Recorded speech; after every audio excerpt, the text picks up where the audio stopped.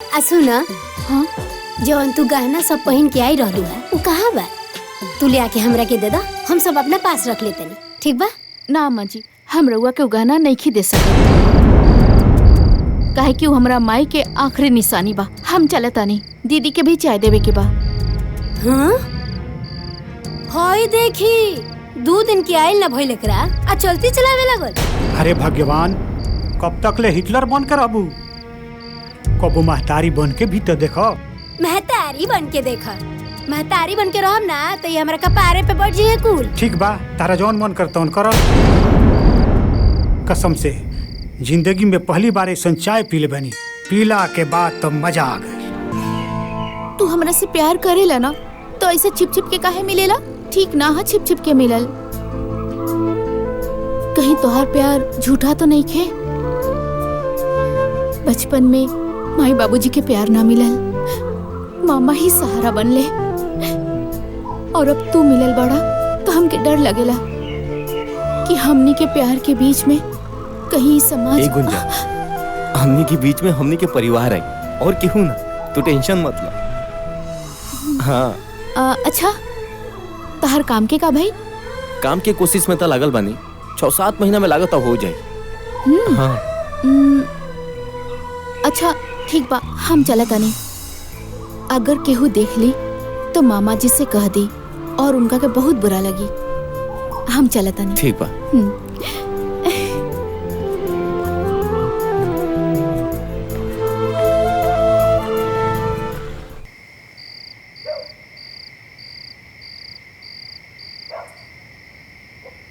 कैसन किस्मत बनौला भगवान हमार, जो हम अपने बीवी बच्चा के भी कोनो सुख नहीं दे पाओ।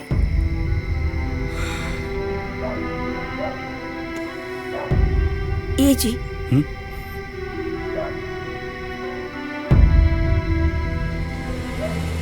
रउआ काहे माई के बात के लेके इतना परेशान बानी? अरे ऐसन कोनो बात नहीं खे भाई। अरे राजू के डटबे न कैली ह, का दादी माँ का इतना हक ना होला अपन पोता पे? कैसन मिट्टी के बनल भारत हो।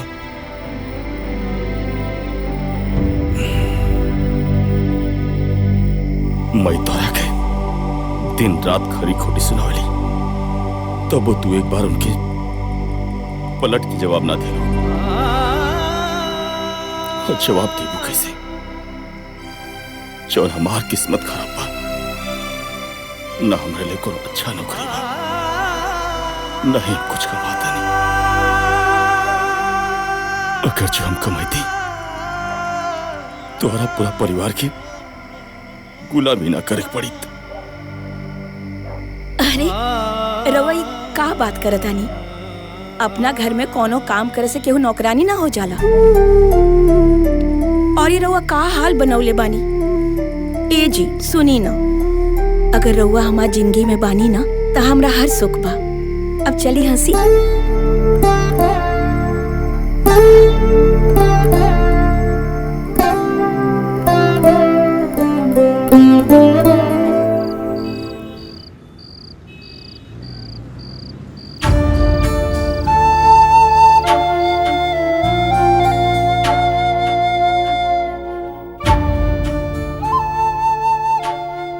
ए जी, इस साड़ी में गुंजा बिटिया बहुत सुंदर लगी ना? हाँ जी, एकदम गुड़िया जैसन लागी। पर एगो बात कही, जब वो घर से चल जाई हन नु, ई घर एकदम खंडर हो जाई। कैसे ओकरा बिना हम जी? अब बोली, हम तो मर जाए। कहीं ना जाए तू लोग के छोड़ के। और इतना का जल्दी बा हमरा के भगवला के? हम बोझ हो गइल बानी का मामा? अरे ना बिटिया, ऐसन काहे कहा तारू? बेटी के घर से विदा हो ही के पड़ेला।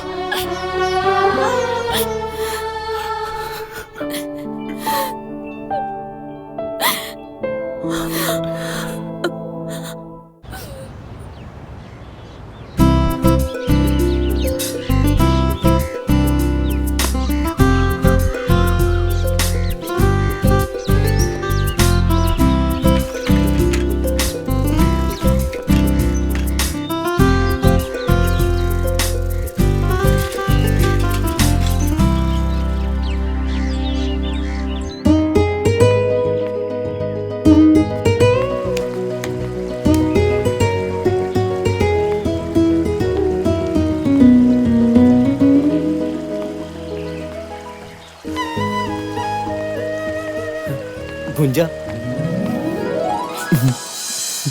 कैसन बाड़ू तू? मोहन हाँ? हमरा के बहुत डर लगता। अब तो मामा मामी भी हमार शादी के बात करे लगलन का? और तोहरा से ई जुदाई सोच के ही हमार जान निकल जाई। ऐसे कैसे जान निकल जाए? तहार जान तो हमरा लगे बा। और वैसे भी ऐसा नौबत तो हम कबो ना आवे दे। हम बहुत जल्द माई से बात कर ले। कब बात हुई? जब हमार डोली उठ जाई हम जात बनी। और हाँ, तारे से बात भी ना करब। ए गुंजा, गुंजा, हमार बात तो सुना।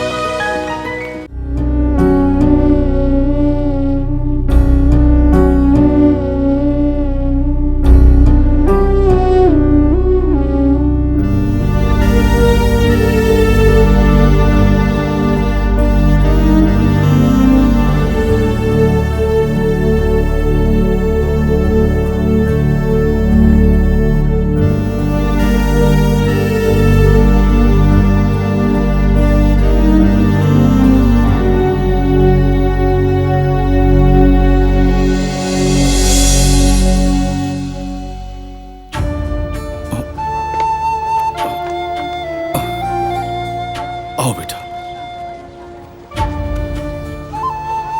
रहुआ ऐजा?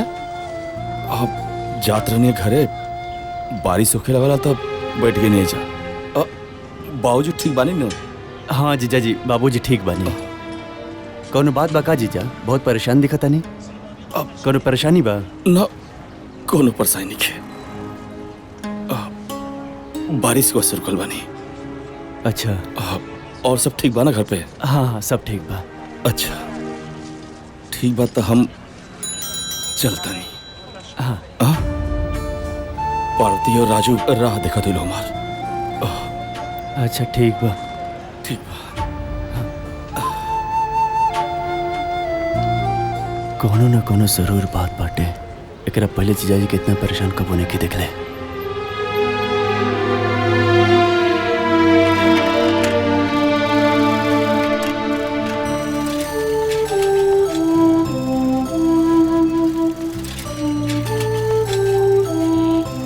सारा घर के दाल चावल तेल सब्जी सब लेके आई तब जाके ही खाना बनाई है।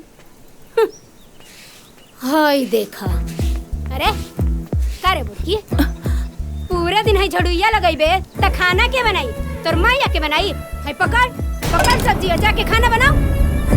भूखे का पार फाटता हमार। सांझ उगल बा समझ नहीं के अगत बेरी के टाइम भइल बा। खाना वाना बनाई, चूल्हा चौका जोरी, आग योग लगाई है था पंखो लेके जाओ।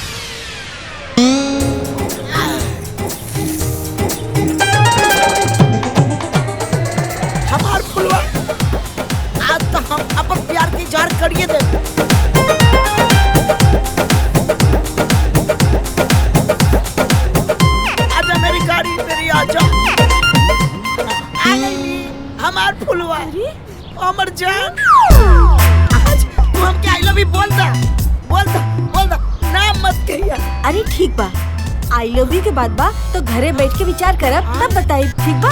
घरे बतियाबो। अरे घर पे राय बात करब तभी तो शादी हुई। अरे हमके बर्दाश्त नहीं क्यों? अच्छा बर्दाश्त करा। ठीक बा? चुम्मा दे देना।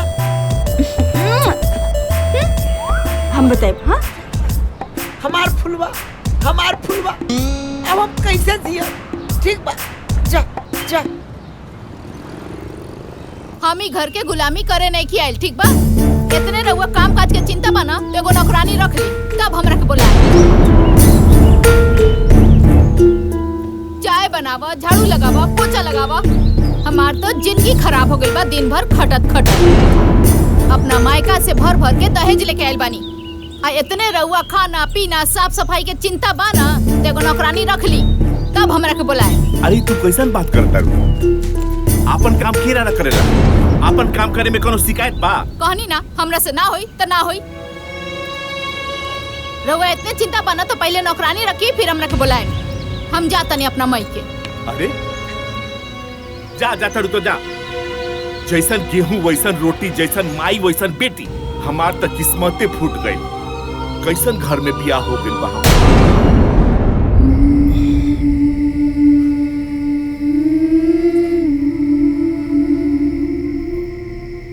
पार्वती,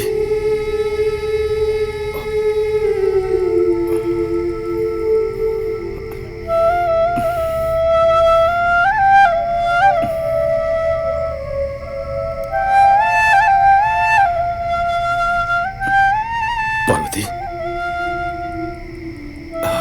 लगा था कि माई के बात से तू नाराज बाड़ो। अच्छा, तू हमसे नाराज बाड़ो काहे कि जब से तो के बियाह का खिलाड़ी बानी तो के आज तक हम कोनो खुशी ना दे पानी। ना जी, ऐसा मत बोली। देखी ना, माई हमरे साथ ये भी दुर्व्यवहार करी, हम उस सहजानी। देखा पार्वती, एक दिन माई जन्माना हमने की जरूर समझी और हमने प्यार भी करी। सब ठीक हो जाए। हमरा के तो बुझाता कि माई के प्यार हमरा के कब्बो नसीब ना होई। देखी ना, बचपन में माई छोड़ के चल गई और जब ब्याह करके आई नी सास के रूप में माई मिली। लेकिन तू चिंता मत करा, सब एक दिन ठीक हो जाए। देख लिया। चल चल।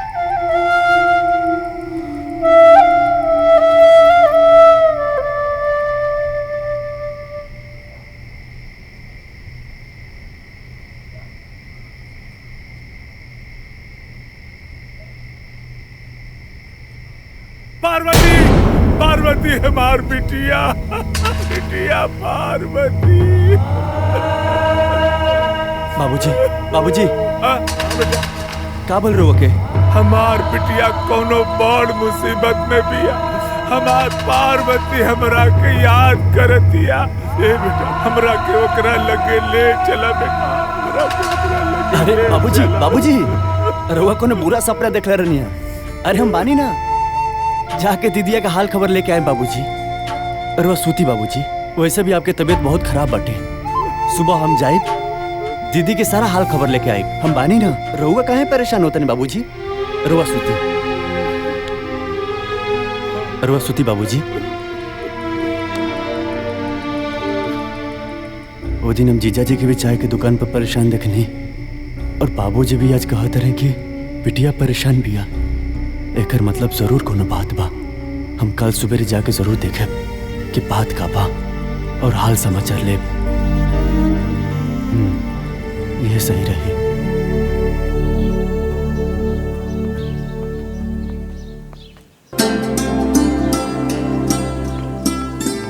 ये देख, माई एजे सुतल बिया। आप उठाई। उठाओ माई। ए माई, ये देख काली अलबानी आ गए बाबू घूम के। देखी ना माई, रवा खातिर कितना सुंदर साड़ी लेके आइल बानी। अरे हमरा खातिर साड़ी लेके आइल बड़ू बहू रानी।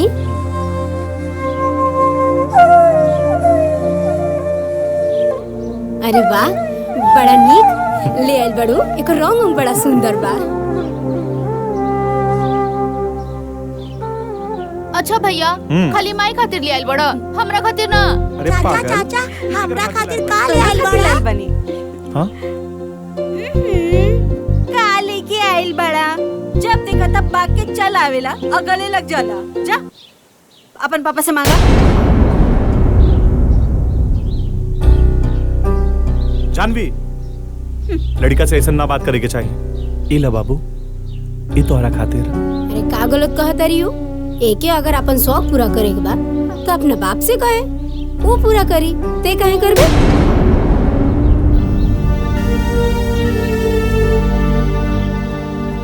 सही कहत रे भाई। आजा बहू। पापा। बच्चा हो भाई, एकरा का मालूम बा कि एकर बाप का मला नहीं। जब बड़ हो जाई खुदे समझदार हो जाई। घर में नहीं खे खाए पिए के, खाली ढोंग करे के जानता। ए माई, ते का हमेशा बकवास करत रहे रे? मोहन, माई से ऐसन बात करल जाला? हाँ? हमार बात तो सब केहू के बुरा लग जाला। माई लो इनकरे कमी रहल ह, आ गइलन। जीजा जी प्रणाम।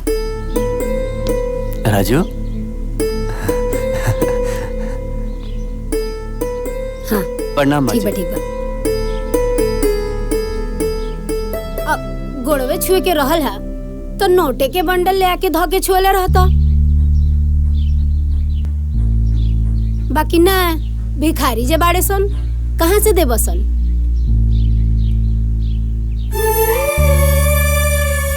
आज तो कुछ देला ना, चल आवेला मुंह उठा के बहिन की है, लाजो ना लगेला।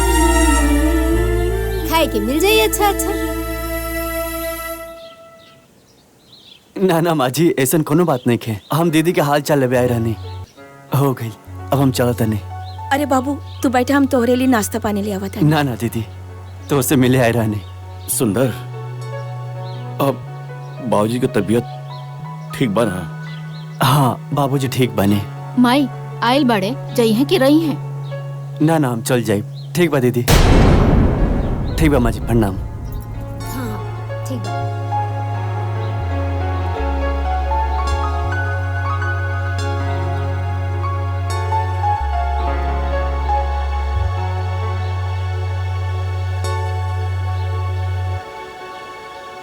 जब देखा तब मुंह उठा के चल गया।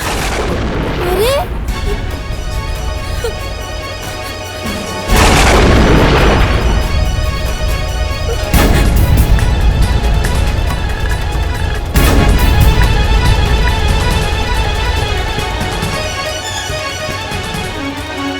गजब नौटंकी बा। जैसे बुझाता कि हम मार पीट के इनका के जेले में रखे नहीं कर बड़का। देख तो एकरा के हम का बोल देनी कि भाग के चल गई। कतना ही नाटक करतिया। तेहू जो तेहू जो ओकरा पीछे जो, मेहरी के गुलाम के।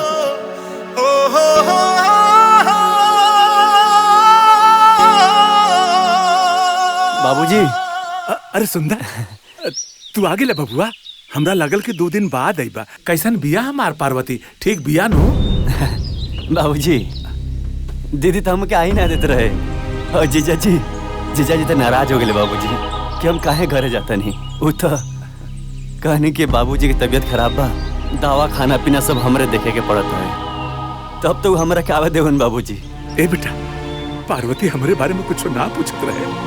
अरे बाबूजी, वो तो जब से गई रहनी, दीदी तारा बारे में पूछ पूछ के एकदम हमके परेशान कर दे रहे। बाबूजी ठीक बाड़े ना? बाबूजी टाइम से खाना खा ले के ना?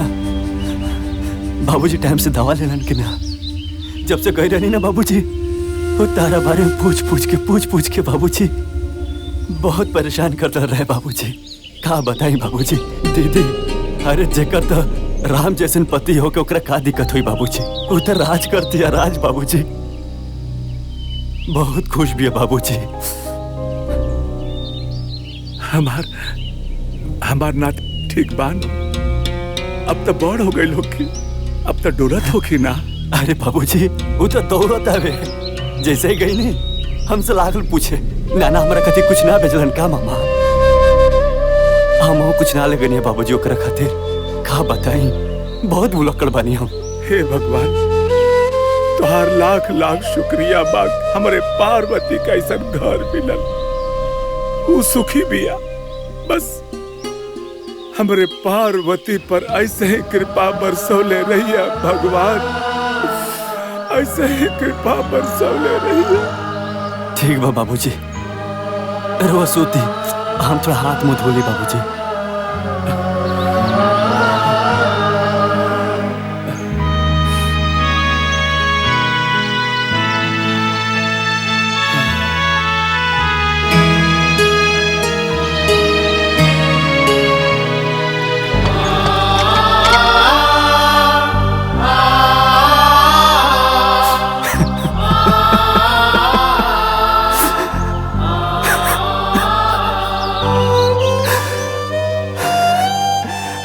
का बताई बाबूजी। हमके माफ कर दिया बाबूजी। तो से झूठ बोले के पड़ गई ना बाबूजी। अरे ओकर जीवन तो नर्क से भी बदतर बा बाबूजी।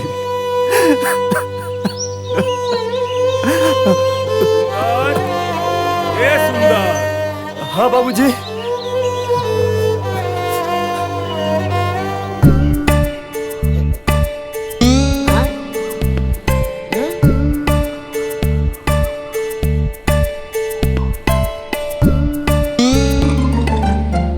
करे तोर चोखा लेके मुंह देख के ना हमारा सारा मूड खराब हो गई। न कुछ बोला तारे और न कुछ बतावा तारे। बोल ना आखिर का भइल? का बताइए, हम तो अपना घर से परेशान बानी। घर से का बात बा, कुछ तो बताओ। का बताई हम तोहके, कल बड़की भौजी के भाई आयल रहले घर में, जोन भइल ना।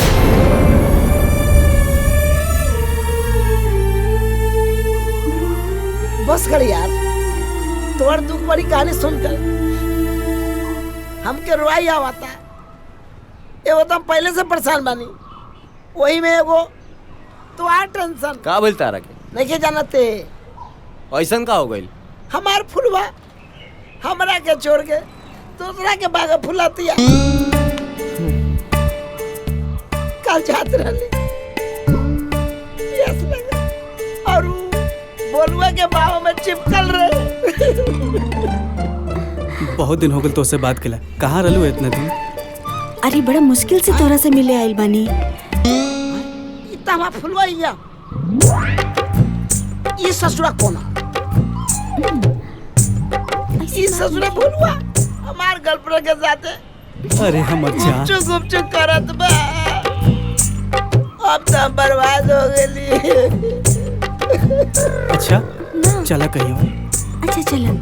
जो औकत बा एकदम ठीक नहीं के औकत हमार फुलवा। अब हम क्या करी तू बता।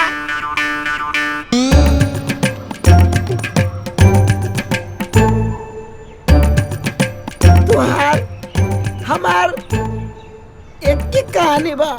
हमार फुलवा हमरा के छोड़ के जाती है और तू घर छोड़ के भागता रहे।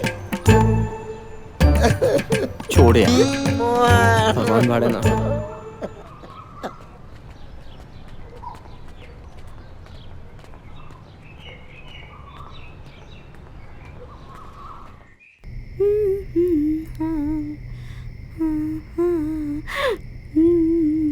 जानवी, आज बहुत सज रहल बाड़ू। का बात बा, बोला। हाँ देख, ये 10,000 रुपया घर के खर्चा खातिर दे दिया, ठीक बा। और हाँ, ये 5,000 रुपया तू रख ला डायरेक्ट तोहर पर्सनल। हाँ ठीक बा। और हाँ, इला 10,000 आपन नौका घर खातिर, ठीक बा। ठीक बा। और वैसे भी और अच्छा खासा पैसा जमा हो गइल बा, ठीक बा नु? ठीक बा। रुका, ये 5,000 रुपया तोरा साड़ी खातिर। हाँ। एका रखा, ठीक बा? ठीक बा, ठीक बा, ठीक बा।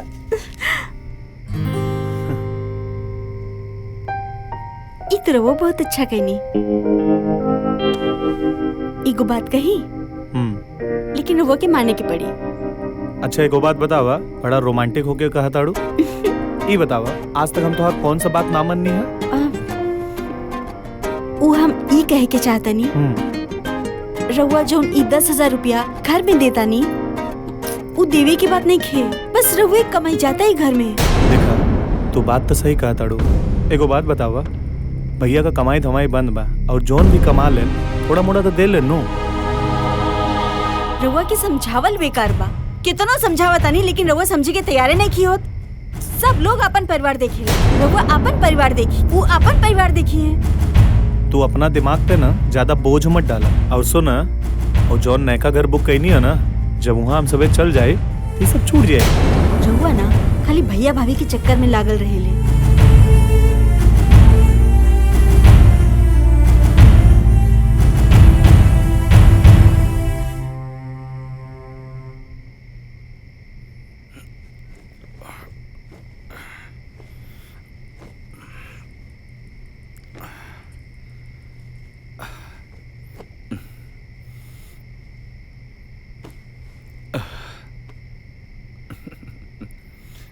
जल्दी सुतिए ना।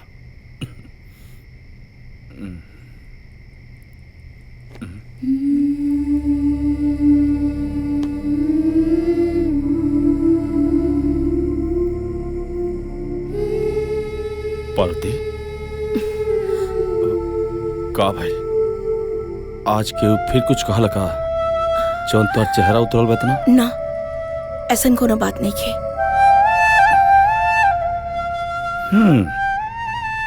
जब तोहरा झूठ बोले ना आवेला काहे झूठ बोले लो? हाँ, हम सब जानता नहीं कोनो न कोनो बात तबाह। बताओ हमरा से का भइला? अच्छा बताओ बात का भइला? उ कहा जी मजली बहू से संजय बबुआ कहत रहले कि वो अपना पत्नी के सैलरी देले हाँ।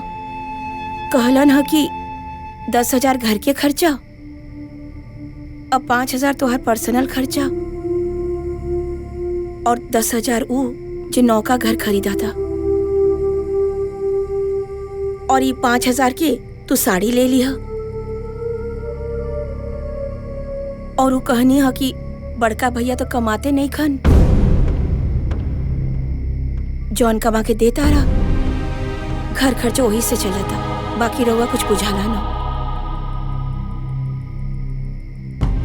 रहुआ बारे में ये सब सुन के अच्छा ना लागल। पार्वती ठीक है तो कहता लो, उनका अपने और अपने परिवार के बारे में, उनकी भविष्य के बारे में सोचल कोनो गलत थोड़ी बा, लेकिन यो सही कहता लो, हम उनके जितना कमात नहीं।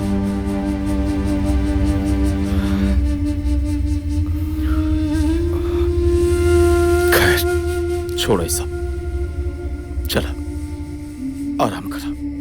आओ चल अब सुतल जा, बाबू सुत गइल बा।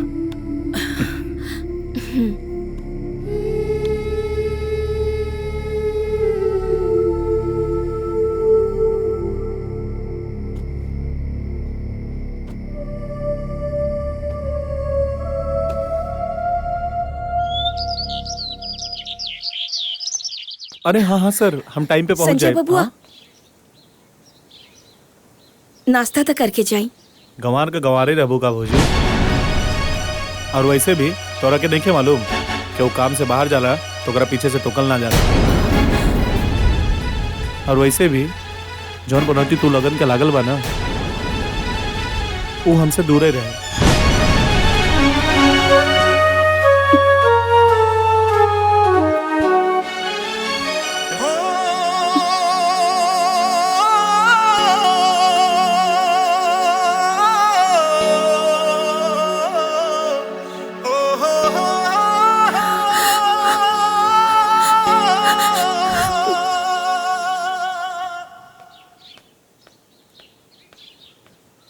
का हो अभी ले खिसियाइल बाड़ू?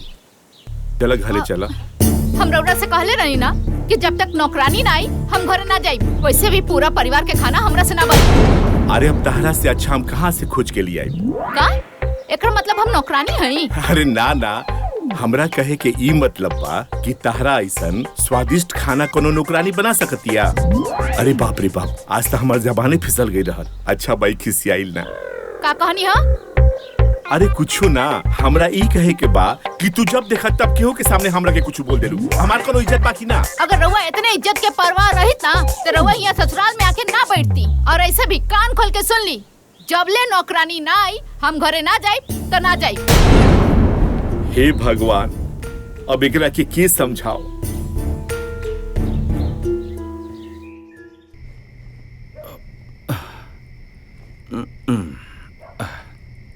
अरे पार्वती, आज बड़ा लेट कर दिलू हो। बर्तन ज्यादा रहा का?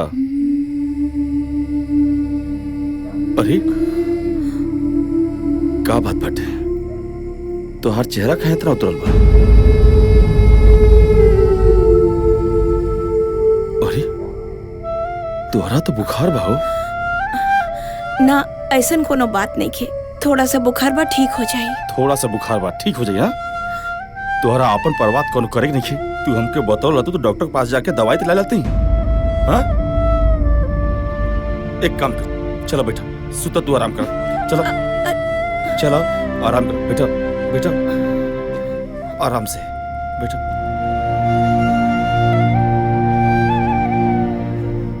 अपने बारे में तोरा बिल्कुल सोचा ही कि नहीं है, खाली घर का काम घर का काम। देखो कितना तेज बुखार बता के।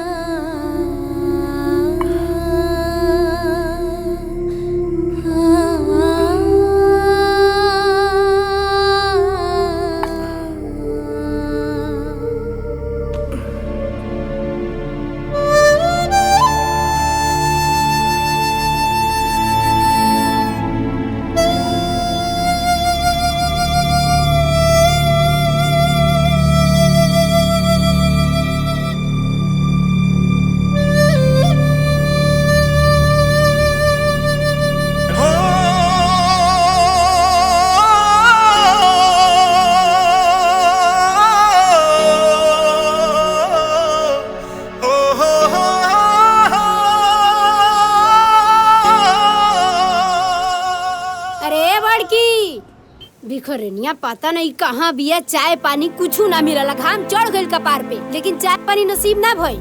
अरे चुप करा, जब देखा चाय चाय दिमाग खराब कर देवेलू। चाय बिना ना हमार कपार फटता। रउए चढ़ल बनी कपार पे बड़का बेटा को तो। भैया ए भैया, भौजी के काहे ना समझावेला? हाँ सवेरे सवेरे हमरा के ड्यूटी जाए के रहेला, ना नाश्ता बनल बा खाना। एक तो घर में सबसे ज्यादा पैसा भी देनी और बिना खैले काम पे जाए। संजय ऐसन बात नहीं है, पार्वती की तबीयत खराब बाटे, रात बहुत ज्यादा बुखार रहे और इस समय भी बुखार बाटे के। ई सब बहाना बा खाना ना बनावे के। ठीक कहता रू बहू, तू बहाना बनावतिया, लेकिन तू का करता रू? तोरा तो खाना बना लेवे के चाहिए, काहे से सबसे पहले तोहरे मरद ड्यूटी पर जाले। आ एक दिन खाना ना बनौलो तो कोनो पहाड़ नहीं टूट गई। रउए तो चुपे रही, कोनो पहाड़ ना टूट गई। अगर 1 महीने के खर्चा हमारे मझला घर में दीना ना, तो घर में सब लोग के फुटा निकल छूट जाये। ए माई, ओकर कोनो तबीयत खराब नहीं के, कोनो बीमारी के बहाना बना के बैठल होई, सब नौटंकी है। अभी हम जाता नहीं, भाभी के बोला के ले आवता नहीं। तू चुप रहा, तू का बीच में पड़ जा। रउआ तो चुपे रही। जीजाजी एकदम ठीक कहता नहीं, केहू ना जगह भाभी के। हमरा ये समझ में नहीं क्या आवत कि भाभी खाना ना बनैली तो ते ही बना ले तीस दीदी। मोहन ज्यादा टिपे टिपेर मत बोल, चुपचाप बैठ के खात रहे, न काम के न काज के, दुश्मन अनाज के।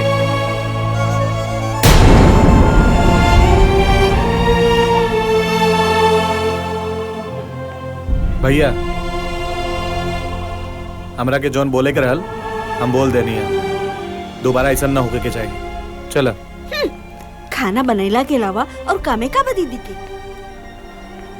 पड़ गई रउआ करेजा में ठंडक, अब हमार लड़का भूखे ऑफिस चल जाए।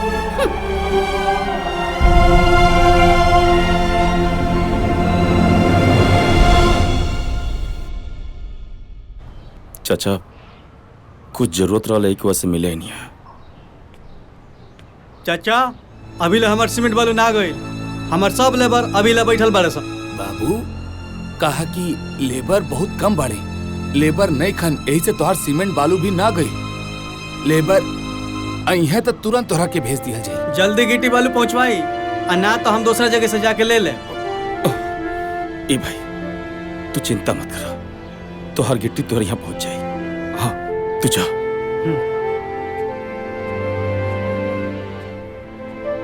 ए चाचा अगर हुआ कहीं तो गिट्टी बालू हम भरते नहीं, हमारी जरूरत भी पूरा हो जाएगी और आपके हमके कर्जा भी न देख पड़ी। बाबू इससे बढ़िया का हो सकेला, हमार काम भी हो जाई, तार मजदूरी भी बन जाई। ठीक बा चाचा।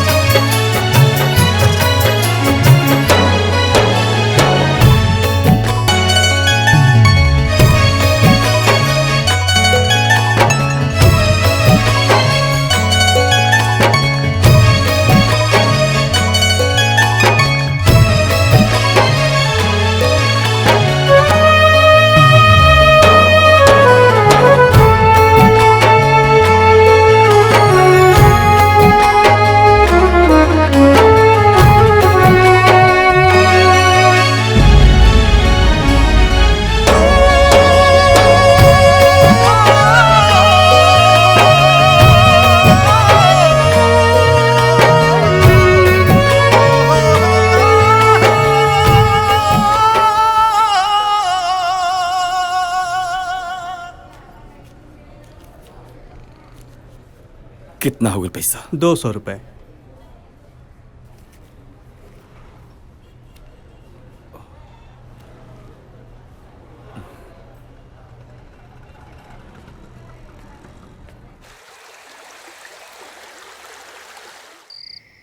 ली देख ली मरचा के ठूट कुल ऐसे ही पड़ल बा, कुछ साफ नहीं के कैले। देख ली कबे से बैठ के बर्तन माजतिया। देखी अब पता ना का ही सोचत रहेले 24 घंटा, और एकरा के कुछ कही नु त बड़का मुंह फुला लेवेला। जब देखा बोलते रहलू कबो चुप्पो करल करा।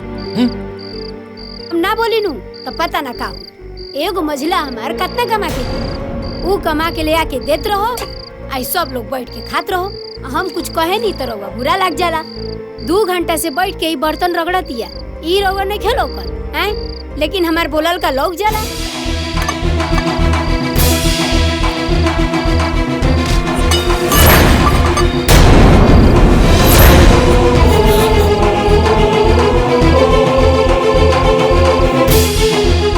एकरा का हो जी ई काहे बर्तन पक्का ए जी ये का करत आनी जी?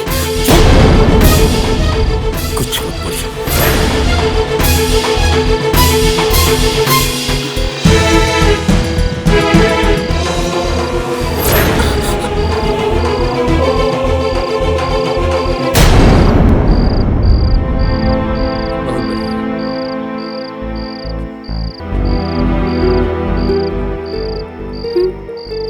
हमरा घर में गजब नौटंकी लागल बा, हमरा कुछ बुझाते नहीं क्या।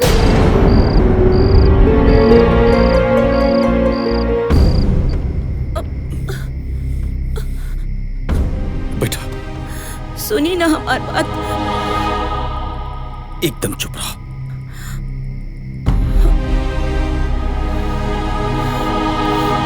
सुनी कौनो बात ना मानी ले हमारा, कहाँ चल गईलन।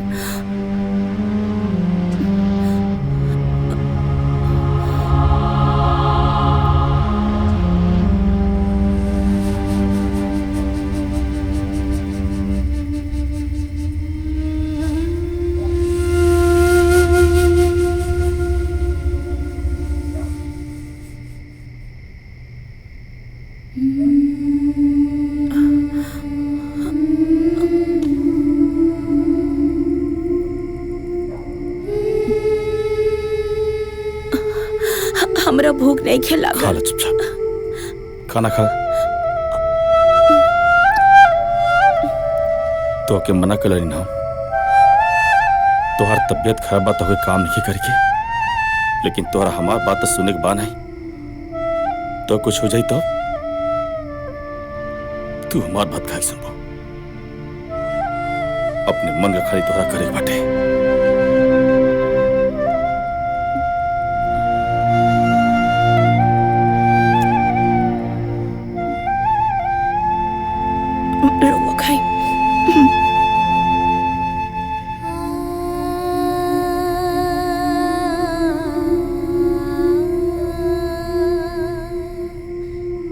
लापरवाह बन तू।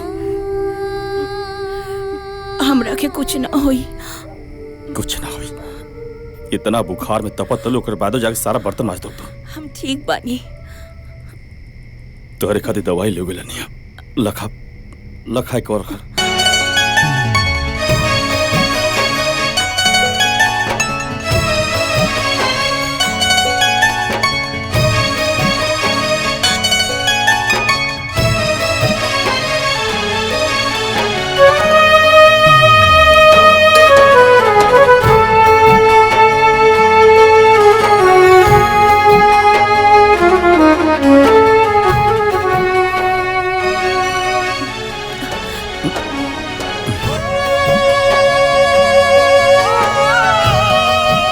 दवाई खा के चुपचाप आराम कर। अपने ही घरवा पराया जैसन लागे, अपने ही घरवा पराया जैसन लागे, केकरा से कहीं दुख अपन कहाँ जाके। के भीतरिए परान ताना बाना सुनी सुनी होखेला बिहान ताना बाना सुनी सुनी होखेला बिहान।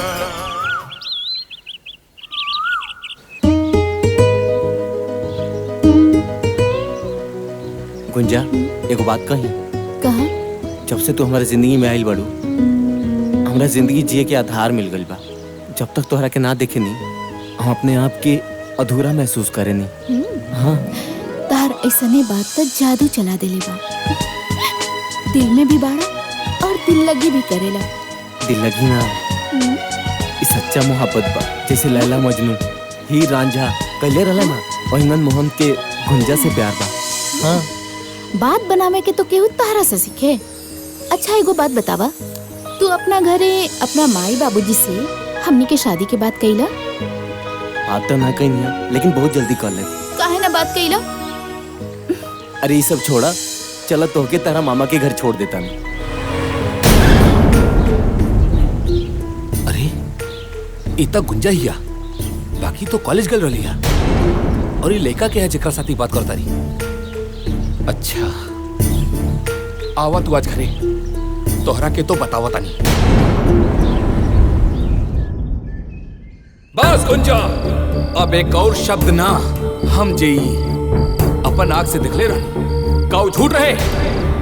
अरे कम से कम तोहरा से ताई उम्मीद ना रहे हमरा के।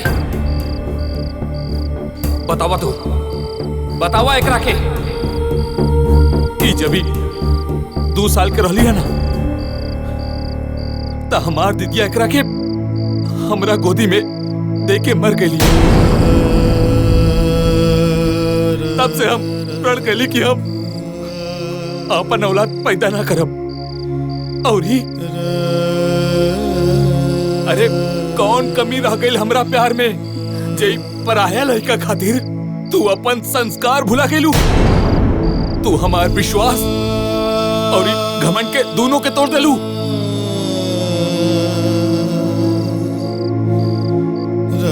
ना मामा जी हमरा और विश्वास और संस्कार कुछ नहीं की भुलाई। रउआ जौन कहब हम उहे करब, लेकिन ऐसा ना बोली। त कैसे बोली? आए अरे जौन चीज हम अपना आँख से दिखले रहनी है का झूठ रहे? मामा जी रुआ जौन भी देखले रहनी है वो सब सच बा। हम गुंजा से प्यार करेनी और इनके से शादी करब। अरे बचवा तहरा देख के ना हमरा मालूम बा, हमरा लागता कि तू बहुत बड़ खानदान के बड़ा। बाकी तोहार खानदान और हमरा खानदान में बहुत बड़ा अंतर बा। बाकी एक चीज याद रखी है, चाहे वो गरीब होके या अमीर, सबके इज्जत इज्जत होला। मामा जी रो विश्वास करी, राउर इज्जत आज से हमारी जिंदगी बा। रोरा हाँ के बाद हम अपना पूरा परिवार के मना ले और हम गुंजा से शादी करब।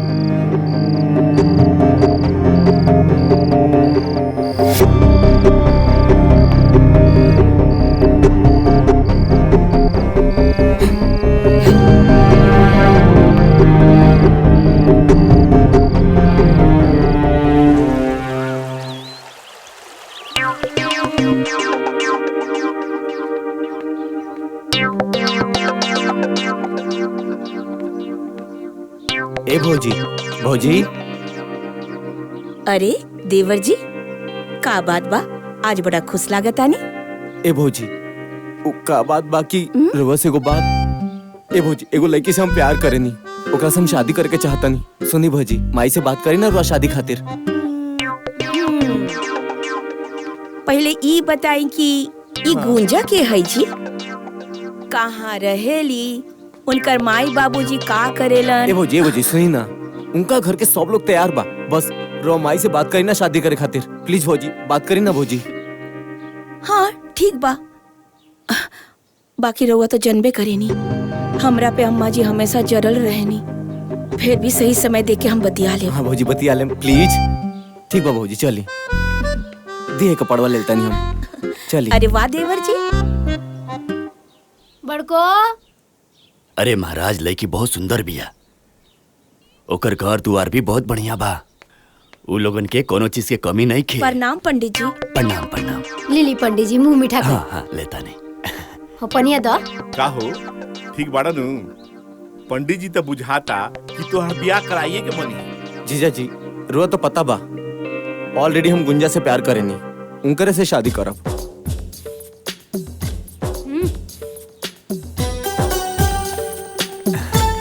पंडित जी आइला में कोनो परेशानी? कोनो परेशानी नहीं है। अच्छा तो तनी तो जना काम खाती आइल बनी उ करी फोटोवा दिखाई। अच्छा अच्छा दिखाओ तनी। ना जी। ई बाटे ई देखी चाची जी लड़की के फोटो। लड़की तो सुनर बिया जी। हाँ हो ठीक बिया ना? ठीक बा। सुंदर बिया, संस्कारी लागतिया। बताई दान दक्षिणा तनी। दान दक्षिणा के तरफ चिंता मत करी। इनकर बाप दक्षिणा दिहन रहुआ के 3 लाख रुपया। 3 लाख? लड़की सुनर ना लागल हमरा। अच्छा तो कोनो बात ना बा जजमान। ई देखी। अच्छा ठीक, दोसर बढ़िया दिखाई। जिया जी तनी माई से बात करी ना। ए साले जी तहार दीदिया के सामने तो हमार कुछ चलेला ना, उ कड़क सास के सामने हमार का चली? भाभी भाभी तनी सुनी ना। का मोहन बबुआ का बात बा बोली ना।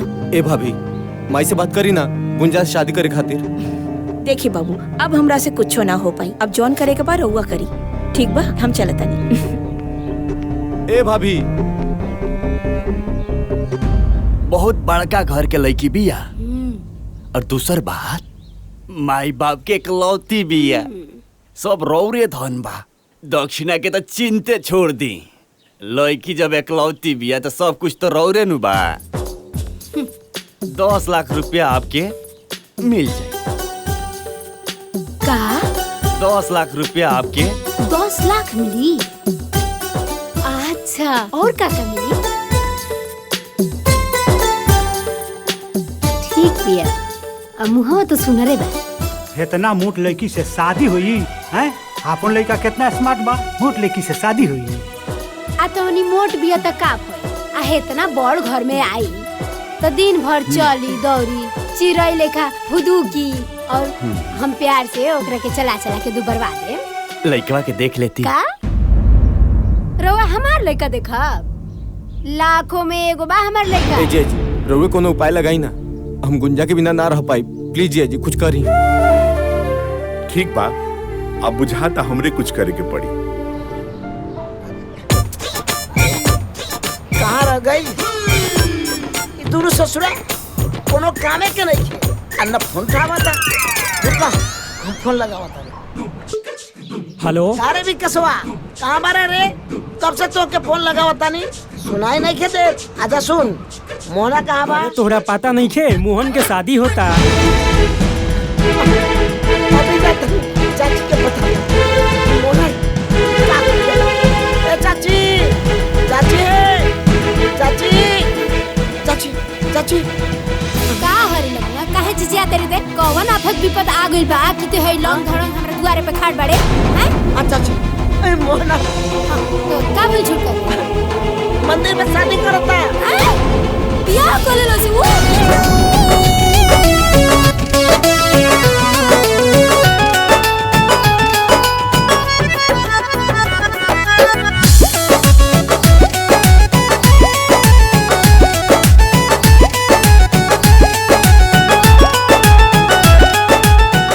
चाची और तो हमरा के बारातो नहीं के ले गेल। का? हाँ हमार सब धन लुटा गइल आ तोरा बाराती के पड़ल बा। मोहन बियाह तो कर ले लो, अब चाची के कैसे समझाई? अरे जन होई तो देखल जाई। जिया जी बानी ना। अरे अरे अरे और के तो देह ला। अरे अरे अरे ए भाई अरे अरे अरे बाप रे अरे का भाई? अरे ए भाई अरे काहे मारना रे एकरा के? अरे अरे बाप अरे अरे कुछ तो बताओ। घर में रहबे पता करबे तब नहीं पता चली कि का भई। अरे जब बताइबे तब तो पता चली। भाग गई। अरे तोरा कुछ पता बा? अरे जब बताइबे तब ना मालूम पड़ी। अरे छोटका नु बियाह कलश मंदिर में जाके बियाह आवे दे ओकरा के घरे। आज को टंगरी तोड़ देब हम।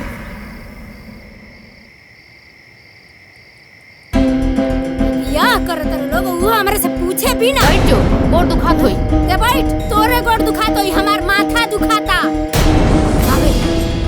आवे दो ओकरा के आज ओकरा के घरे से निकाल के रहब। अरे गुस्सा थूक दो, अपने नुकुन हो। रवे एकदम चुप पे रही। अगर रावा कुछ बोली ना बीच में, राव हमार बिगाड़ हो जाए, टकराव हो जाए, कह देते। बहुत हो गई, रवा छूट देले बानी तो इकुल होता ना। ए बेरा ना छोड़ो ओकरा के, देख लियो आ जाए तो, एक हाली आ जाए तो घरे तब बताओ। माई रे कुछ मत बोलिए, देखना कितना गाना पहन ले बिया।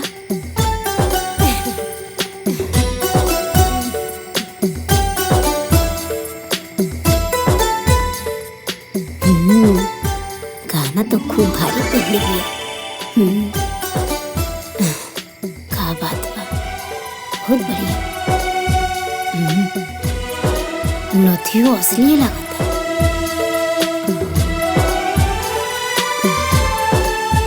ये हमार बेटा।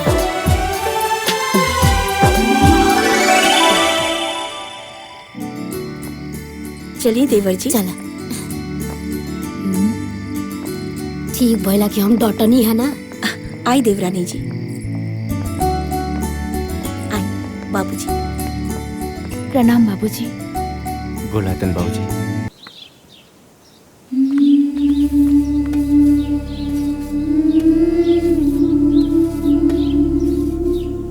और देख माई, आधा बर्तन धोत या आधा बर्तन रसोई में पड़ल बा। आधा धोत या आधा रसोई में बा? हाँ।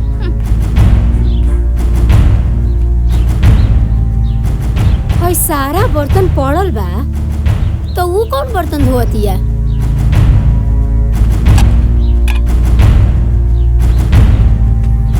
खेली, खूब खेली, रौरे खेला जरूरी बा। करे बड़की का मजा तारे रे? हई सारा बर्तन हो जा रसोई में पड़ल बा। हई सब बर्तन तोर बाबूजी मर्जी है, हैं? अब बाल्टी कहाँ बा रे? ओ बाल्टी हो जा पड़ल बा, हई सब बर्तन ही जा पड़ल बा। हाउ चूल्ही तर देख कितना बर्तन पड़ल बा। हम हर बात याद दिलाई तोरा के, कितना साल हो गई तोरा आइले जा, आई तोरा समझ में ना आवेला?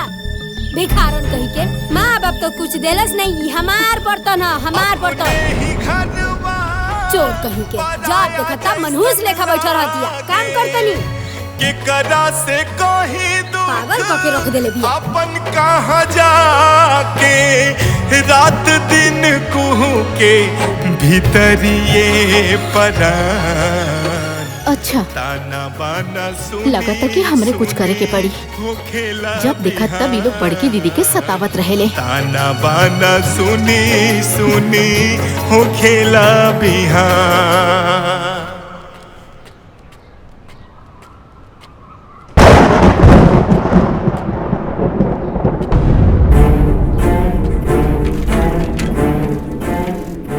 शंभू बबुआ, अरे वो शंभू बबुआ, शंभू बबुआ।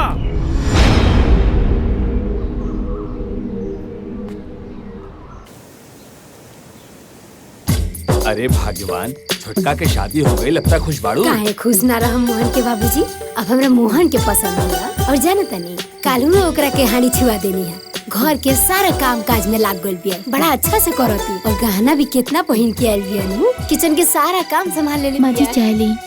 अरे वाह रे वाह, भोरे ही भोरे चाय बना के ले आ देली बहू रानी। हैं सुना, हाँ जौन तू गहना सब पहन के आई रहलू है वो कहाँ बा? तू ले आके हमरा के दे दा, हम सब अपना पास रख लेते नहीं, ठीक बा? ना अम्मा जी, हम रउआ के गहना नहीं दे सकते, काहे कि हमरा माई के आखिरी निशानी बा। हम चलता नहीं, दीदी के भी चाय देवे के बा। हाँ हाय देखी, 2 दिन की आइल न भइल एकरा आ चलती चलावे लागल। अरे भगवान, कब तक ले हिटलर बन के रहबू? कबो महतारी बन के भी तो देखो। महतारी बन के देखा, महतारी बन के रहब ना तो ये हमरा कपारे पे बैठ जाइए कुल। ठीक बा, तारा जौन मन करता उन कर। कसम से जिंदगी में पहली बार ऐसा चाय पी ले बनी, पीला के बाद तो मजा आ गई।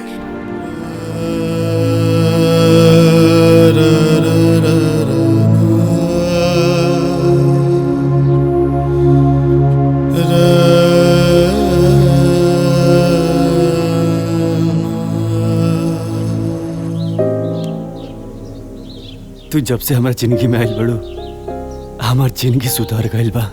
बस ऐसे ही साथ निभावत रहा। सुनी ना, ई तो हमार फर्ज रहला और रउआ साथे साथ फेरा जो ले ले बानी तो पूरा तो करे के ही पड़ी ना। सुंदर, जवन पूछा तानी तवन सच सच बताइया। का भइल बाबूजी? बहू तू चुप रहा। का रे, तू तो कहत रहे कि बबुनी राज कर दिया। जब बबुनी राज कर दिया तो शंभू बबुआ बाजार में ठेला काहे की इज्जत बाड़ा। अरे उनकर हालत देख के हमार करे जा रो रहल बा। तू हमरा से झूठ काहे बोल ले? काहे बोल ले? काहे बोल ले? काहे बोल ले? अरे बाबूजी, हम दीदी के घरे गइल रहनी, ओकरा घर के हालात देख के हम का करी बाबूजी, हम खुद टूट गए अंदर से। बाबूजी ऐसे भी और तबीयत खराब रहेला बाबूजी, रहो के बर्दाश्त कर पाती बाबूजी, ये सब ना बताओ।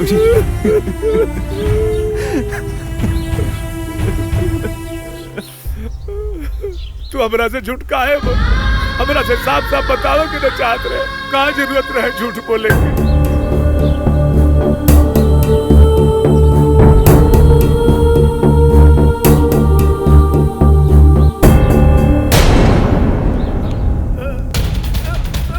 बाबूजी, बाबूजी, बाबूजी, बाबूजी, बाबूजी, बाबूजी, बाबूजी, बाबूजी, बाबूजी, बाबूजी, अरे का बोल चाचा?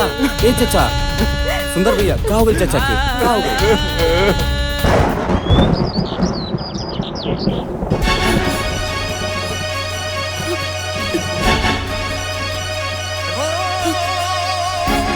मोहन बबुआ, कब हो जी? हम क्या हमार घर छोड़ दी? राउत भैया अभी तक ड्यूटी से ना आइलन। चली भौजी। अरे बड़की, अगर ते एक कदम आगे बढ़ा ना तो बेना से मार के तो तगड़ी तू हैं?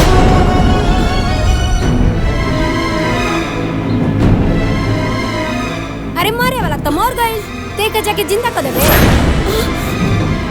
जब देखा तब, अरे तोरा तो नैहर जाए के बहाना चाहिए। नैहर जाई बड़ी आइल बड़ी नैहर जाए। चुप करी माँ जी।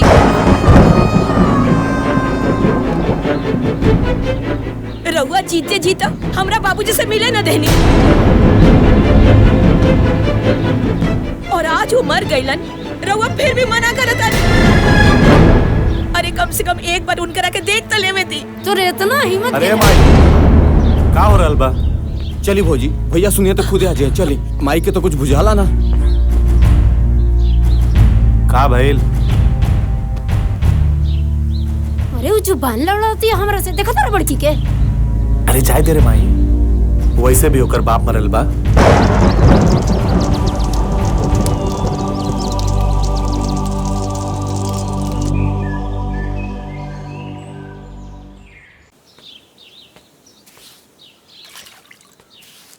बाबा, मम्मी कब आई? अरे आवते हुई बाबू। बाबा सेब खा ली। जा बाबू खा लो।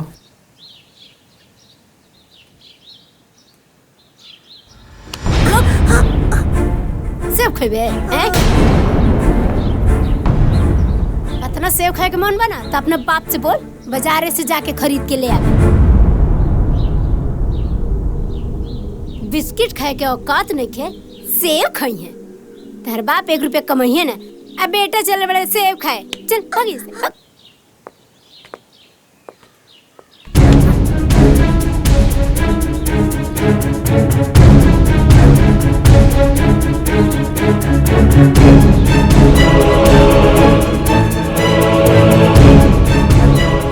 Mummy, mummy.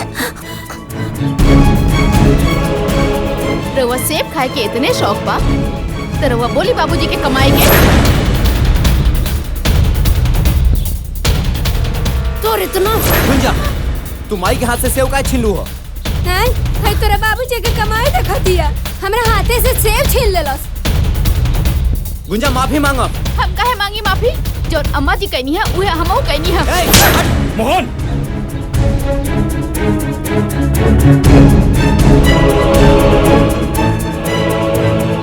दिमाग खराब हो गया का? तो औरत पे हाथ उठाता होते।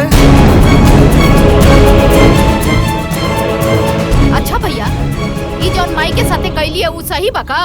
ए तू चुप रहा, तू का बीच में पड़ जालू। रउआ तो चुप रही, जब देखा तब बीच में टपक जानी। इनकर इहे उपाय बा जौन मोहन बाबू करत तारे। वाह रे भैया वाह। अगर तोहार सगे महतारी रहती तब वही बात बोलता। संजय ते कहल का चाहत है, वो हमार मायना है। अरे ना रे बड़का, अरे ते हमरा कोखी से पैदा ना हो सकेलिस, तोरा जैसे औलाद हमरा ना चाहिए। सही कहता तुम। शंभू जैसन आदर्श लेका तोरा कोखी से पैदा ना हो सके। अरे शंभू जैसन आदर्श लेका के पैदा करे खातिर महतारी के तपस्या करे के पड़ला, तपस्या जौन की तारा से ना हो सकेला। बाबूजी आप चुप रहे, मत बोली बीच में। माई हमरा के अपन बेटा माने न माने, संजय अपन भाई माने न माने, लेकिन हम संजय के अपन सगा भाई माने नहीं, और माई के माई। अरे ना ना रे, हम तोर माई ना हई, बिल्कुल ना हई। अरे तोरा ना ए घर में रहे के बा, यही से ई ललो चप वाला बात ते करत रे। काहे से कि तोरा तो कमाए धमाए के बा ना। अरे ते ए घर के खर्चा का चले, ते तो अपना मेहरारू और लड़का के खर्चा चला लेना, तो उहे बढ़न बात बा। ना माई, ना तो मैं घर में रहे खातिर कुछ बोलता नहीं, और ना ही केहू के डर से। हम तो बाबूजी खातिर चुप बने, ना तो हम हूं बोलती और पूरा घर सुनी। भैया कह देला ना सौतेला वाला बात। पूरा गांव जवार जाना था कि हमने तोहार सौतेला भाई है, लेकिन तोहरा मुंह से सुन के हमरा के अच्छा लागल। और बाबूजी तोहार बड़े और माई सौतेली। वाह भैया वाह, बड़का भैया आज तक हमनी में कोनो फर्क ना समझ ले, आ तू इनका के सौतेला कहता रह। अरे हमरा तो शौक होता, सौतेला ही ना बल्कि तू बड़ा, तू मोहन। संजय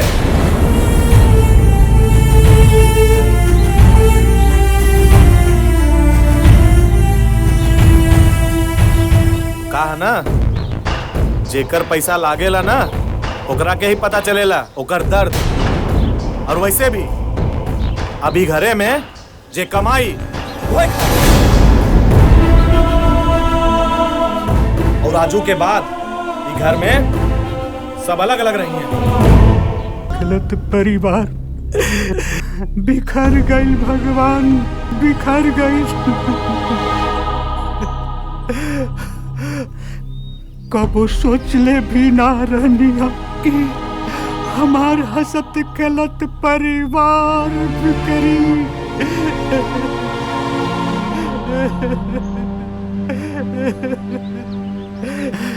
हे भगवान,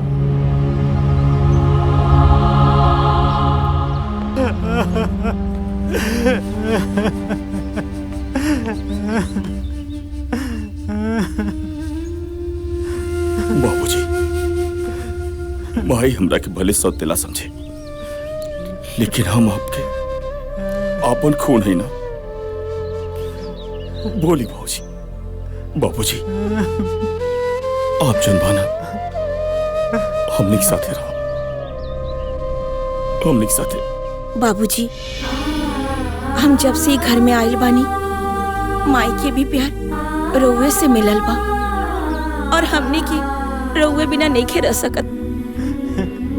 बेटा ये आत्मा तहनी लोग के साथे बा, लेकिन बेटा ये शरीर तारा माई के साथे रही।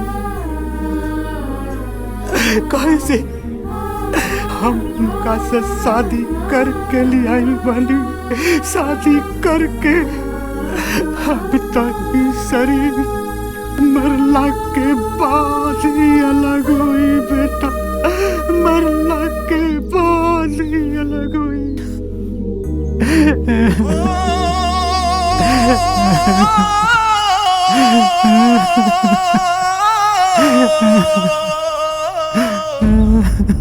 बंटवारा हो गइल। अब हम रहम मझिला संगे। ए मझिला रुक रुक, कहाँ जाता रे? हय अटैची लेके कहाँ जाए की तैयारी होता है? देख माई, कहा ना हम जाता नहीं नौका घरे में, और वैसे भी ना वहाँ से ऑफिस नजदीक बा। और एक बात बताए माई, यहाँ के मचमच से हम उबिया गइल बनी, हम ओजे शिफ्ट होता नहीं। ए मझिला, हम एजा रह के का करब रे तोरा बिना? हम हो के लेके चल। अरे माँ जी, यहाँ के तो कुछ बड़बड़ा नहीं, और वैसे भी वहाँ का माहौल बहुत खराब बा, और हमनी के खुद भाड़ा पर रूम ले बानी। जब हमनी के घर ले लेब तो रउआ के बुला लेब, ठीक बा? चल माई, हम नहीं जाता नहीं। प्रणाम। सुना ना, ए मझिला संजय,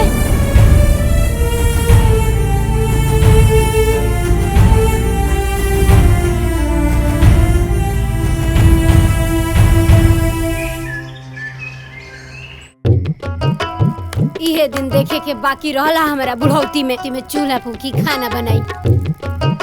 बेटी एगो बिया, पता ना कहाँ बिया।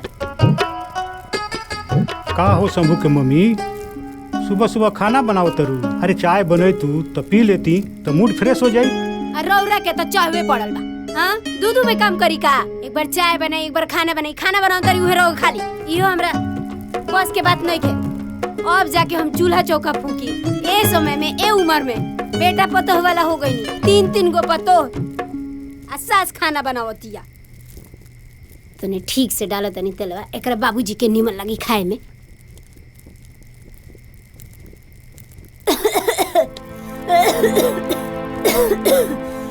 का भइल हो? काहे खास करू?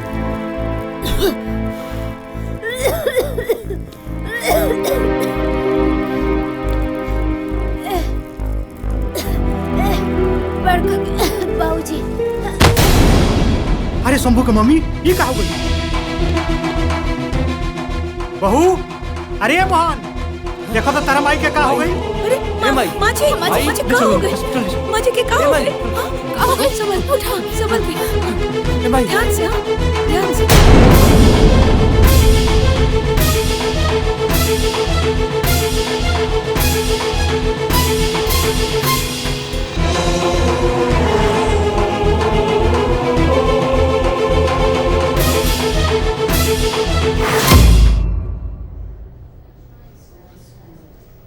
देखी लोगिन, दवाई तो हम लिख दे। डॉक्टर साहब, आओ शंभू, बैठो बैठो बैठो। का भाई, हमरे भाई के पहले बैठो ना, बैठो। दवाई तो हम लिख दिले बनी, लेकिन याद रहे माँ जी के कोनो प्रकार के दिमागी तकलीफ ना होके के चाहिए। माँ जी के दिल के ऑपरेशन जल्द से जल्द करवा ले, ना तो कुछ भी हो सकेला। कुछ भी हो सकेला के मतलब समझे तो नहीं लो। डॉक्टर साहब, हमरे माई की बचा ली।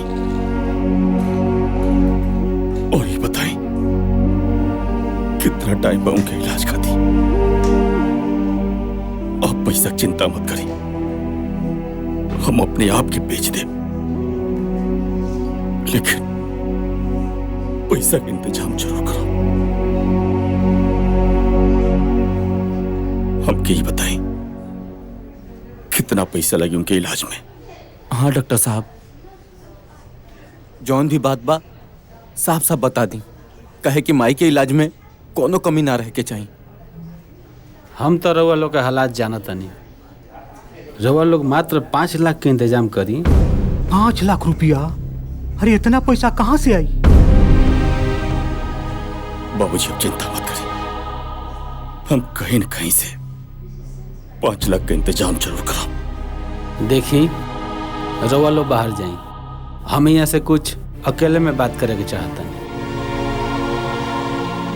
आई बाबूजी।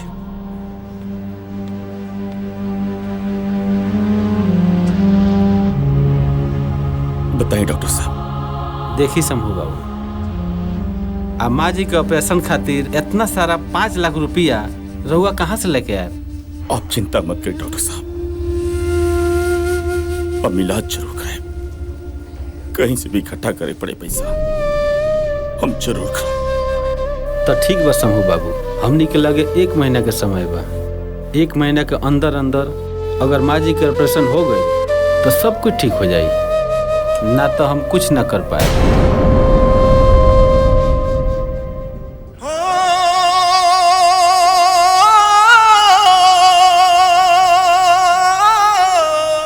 ठीक बा डॉक्टर साहब।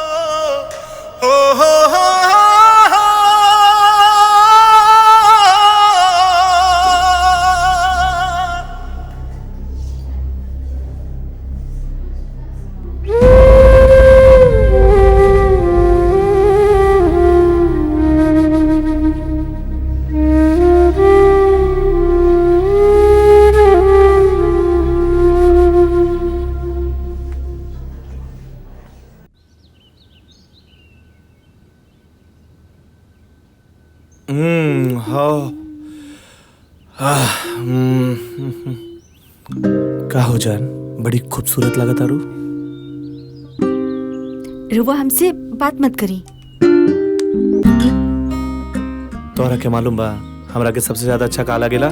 तोहार रूठल हमार मनावल हमरा के बहुत अच्छा लागेला। और वैसे भी हमार धर्मपत्नी, हमार बात सुना ना।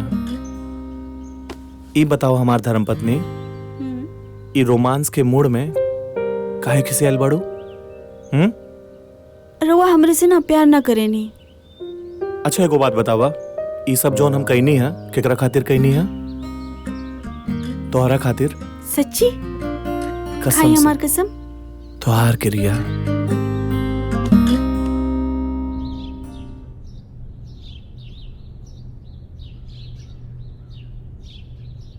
ए मोहन के बाबूजी, हमरा का भइल बा जी? का डॉक्टर कहले हैं जी? अरे कुछ नहीं के बोलो, थोड़ा कमजोरी हो गई बा। वैसे भी तारा खाना बनावे के आदत नहीं के नु, यही से तू बेहोश हो गेलुआ। कुछ दिन आराम करे खातिर डॉक्टर साहब कहनिया, ओकरा बाद बिल्कुल ठीक हो जेबो। सच कहता नु? एकदम सच कह। बहू दवाई खाए खातिर पानी लेके आओ। जी लावतानी।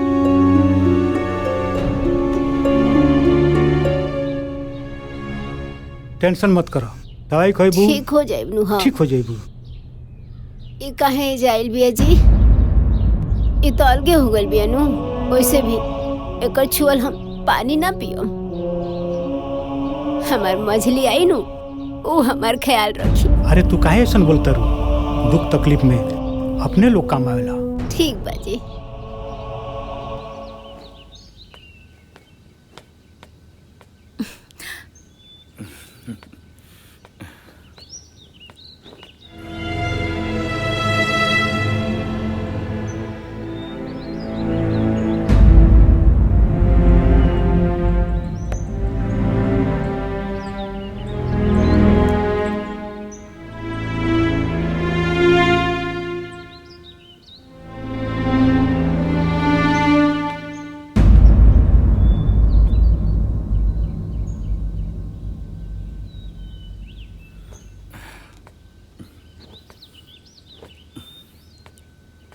जातन काम पे, शाम क्यों जल्दी है?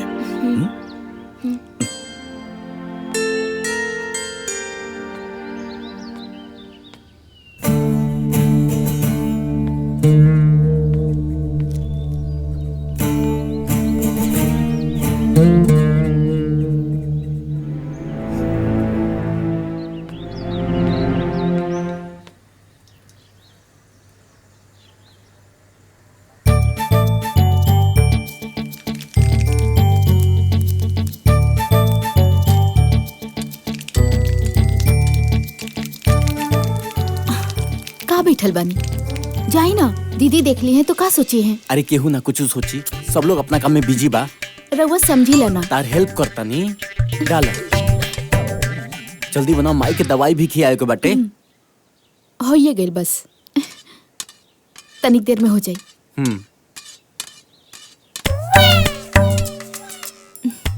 जाए पहले जाइए, जैसे हम बनावत नहीं। बनाओ ना, हम जाता नहीं।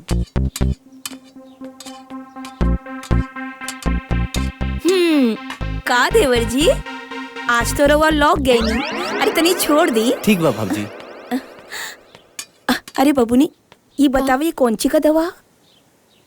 ई केकर दवाई है दीदी? हम बतावा तानी, पहले ये बतावा कौन ची के दवा है? ई रवा के कहाँ मिलल? अरे हम बता दे, पहले बतावा कि कौन ची की दवा है। ई तो कैंसर के दवाई है। कैंसर की दवा? का भाई? ना कुछ ना।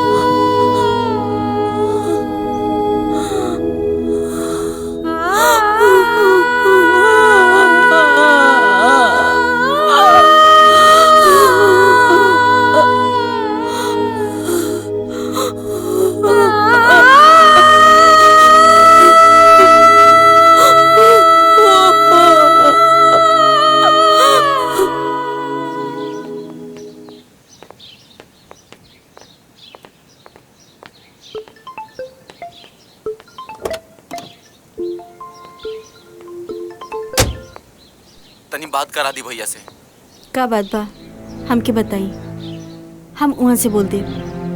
माई के बहुत तेज से तबीयत खराब बाटे।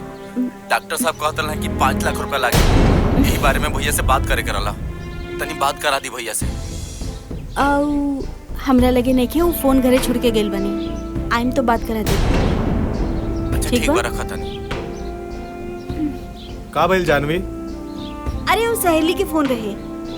अरे जब देखा फोन, अरे कितना फोन आवेला तोरा के?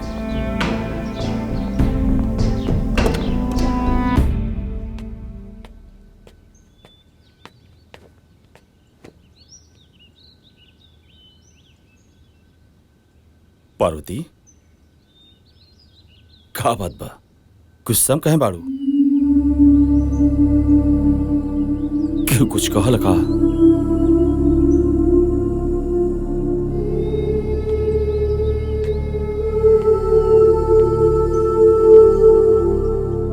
पार्वती, आज फिर घर वाला लोग कुछ कहल का?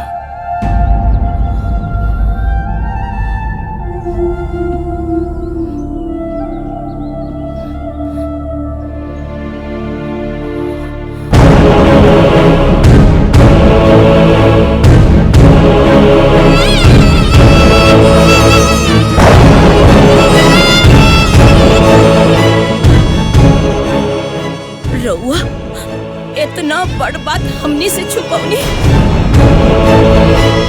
काहे? सिर्फ हमनी के खुशी खातिर रउआ इतना तकलीफ झेलतानी। रउआ के कैंसर बा और रउआ हमरा के भी ना बतावनी कि रउआ मौत और जिंदगी से लड़ रहल बानी। हमरा के अपना ना समझनी का, अकेले इतना तकलीफ काहे सहतानी? चुप काहे बानी? बोली ना, काहे चुप बानी? कुछ तो बोली रउआ। का बोली तो से? का बताई तो से पार्वती? हम ही कैसे बताई कि हम मरे वाला बानी? हमारो दिल खुट खुट के मरतनी। बाकी रह गई बात, हम आज जिंदा बानी खाली तोहलो खाली, और तो के बता के तो हो के घुट घुट के मर देती। तू हो के कैसे मर देती पार्वती? हमारी बात सुनो ना, वो राजू को पूरा जिम्मेदारी तोहरे ऊपर बा। सुना हमारी बात, तू इतना कमजोर मत पड़ा, इतना कमजोर मत पड़ा। सुनो ना, अभी हम जिंदा बानी, अभी हमारा कुछ नहीं होके वाला, अभी हम जिया रउआई कैसन बात करत आनी? अरे अगर रउआ के कुछ हो जाए तो रउआ सोच ले बानी हमने के का होई, और हम रउआ बिना कैसे जी पाई? ऐसे मत बोलो। सुनो ना, तो क्या हमार कसम, घर में केहू की मत बताइए तुम, और घर में बाबू हुई तो ओके मालूम पड़ी तो ओकरा के सब बतावले से ओकरे ऊपर बहुत गहरा असर पड़ पाती। ये बात की समझा और अभी हम जियब, मरा थोड़े मानी भाई। अरे अभी हम जियब, अरे हम जियब पार्वती, तुम्हारा खाती और राजू खाती।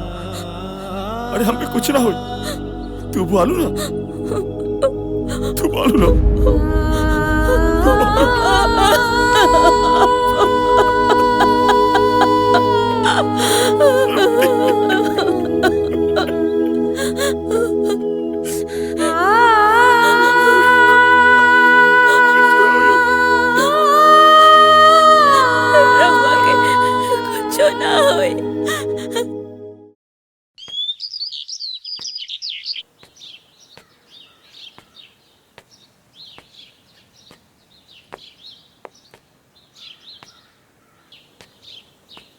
भैया सुनी ना, दीदी अपन सब गहना दे देली माई के इलाज खातिर। हमरो पास ही कुछ गहना बा, हई रउआ ले ली, माई के इलाज करावे में मदद हुई। ले लेना भैया।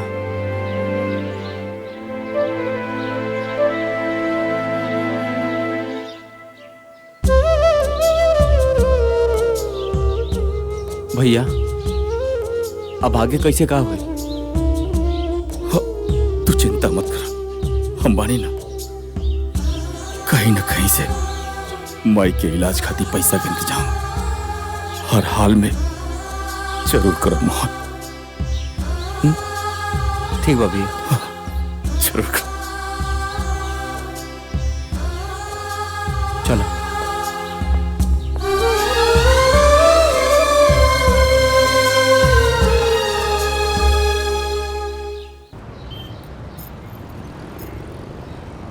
दो लाख रुपया से ज्यादा के माल नहीं है। 2 लाख रुपया? 2 लाख तो बहुत कम बा। ठीक बाटे।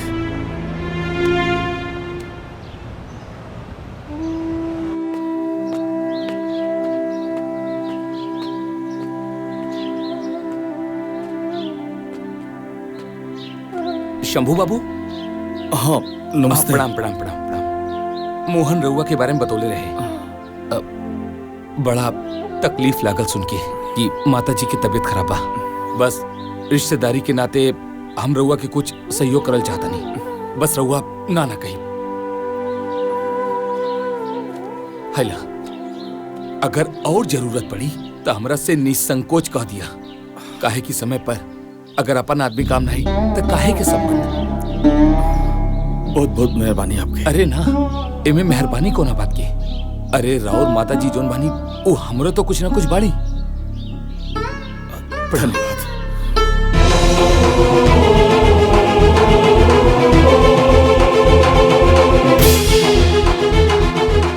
ए, माई बीमार दिया तू चले इलाज के पैसा खर्चा करे के पड़ी। अरे आज तारा ई हरकत पर हमरा खुदे लाज लागता। आज तक हम तेरा हर गलती के ई समझ के माफ करी कि तू आज ना तो काल समझ जाए, मगर तू कबूल नहीं कुछ समझ सकती। अरे तू कहा जानी कि एगो माई के ममता का होला? हमरा से पूछा जेकर माई नहीं खे। अरे हम तो सासू माँ में अपन माई देखत रहनी है। हम इलाज कराए, हमरा लगे 50,000 रुपया बा, बाकी के इंतजाम हो जाए। अब चला। हमरा के माफ कर दी। अब हम कौन मुंह लेके अपना माई से मिले के जाए?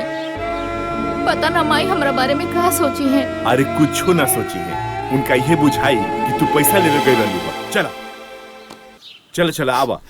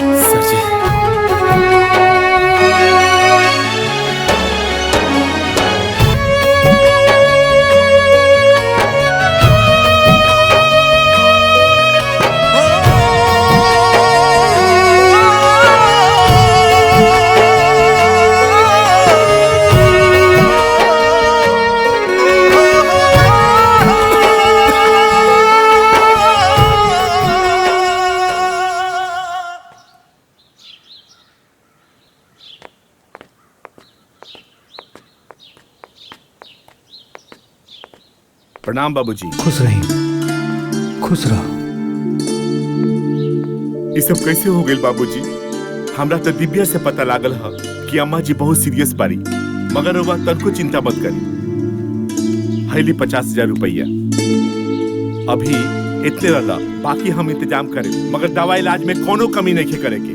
रहुआ एकदम चिंता मत करी, सब ठीक हो जाए। बाबूजी मैं ठीक हो जाए नु। अरे बेटी, भगवान चाहिए तो तहार माई बिल्कुल ठीक हो जाएगी, तू चिंता मत कर।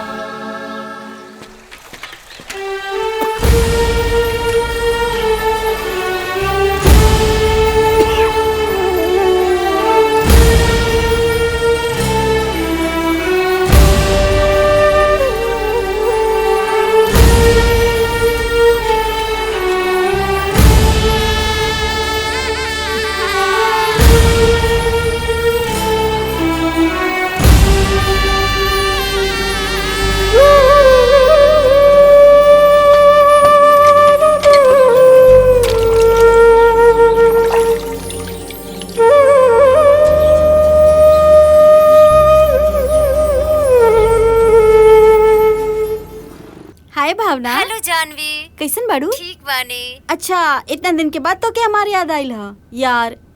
इतना दिन के बाद हमनी की जिंदगी में सुकून आइल बा।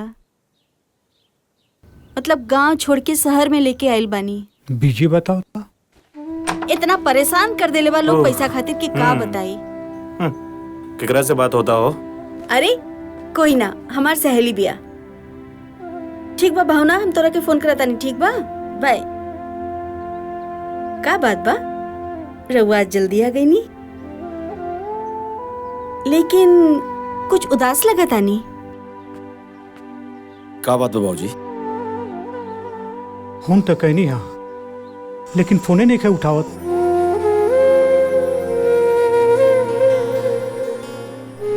रउआ चिंता मत करिए बाबूजी, कहीं व्यस्त होइयो, खुदे फोन करियो। अब कौन उपाय बा? आप आराम करिए बाबूजी, हम सब देख ले, हम देख ले बाबूजी।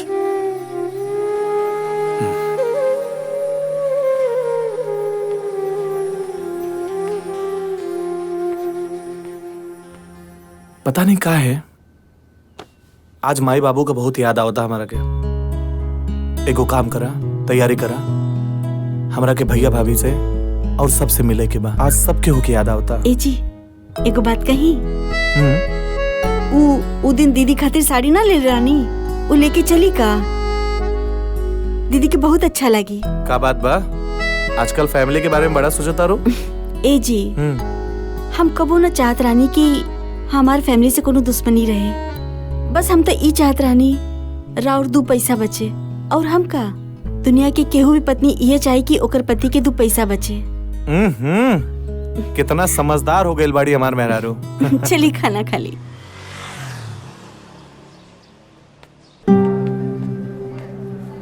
डॉक्टर साहब, हम रिसेप्शन पे पूरा पैसा जमा कर दिल बानी।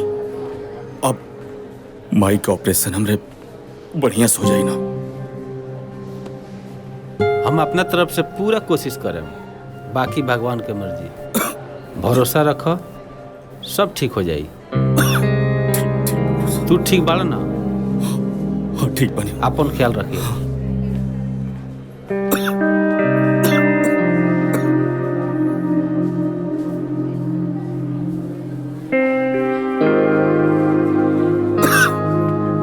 का भइल जी? डॉक्टर साहब ऑपरेशन करता नहीं, बस सब ठीक हो जाई।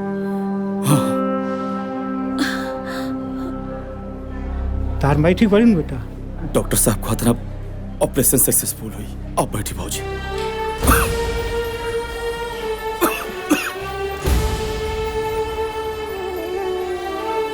हमरा बहुत डर लगा था, न जाने अब का होई।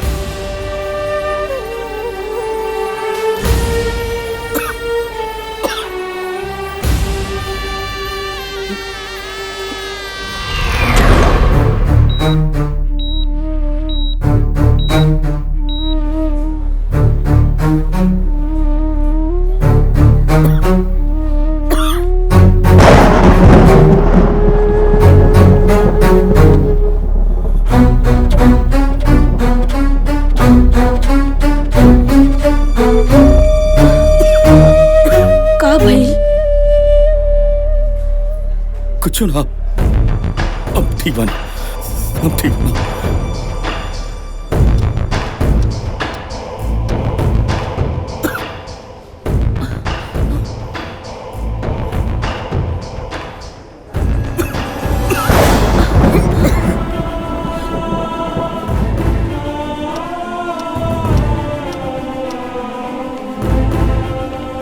शंभू, बहुत बड़ा खुशखबरी बा। माँ जी के ऑपरेशन कामयाब हो गए। भगवान तो प्रार्थना सुन लेना। ऑपरेशन कामयाब हो गए। अरे शंभू, ठीक बाड़ा नु? ठीक बाड़ा नु? भाई ठीक हो जाए। बाबूजी, हाँ सब ठीक हो भाई ठीक हो जाए।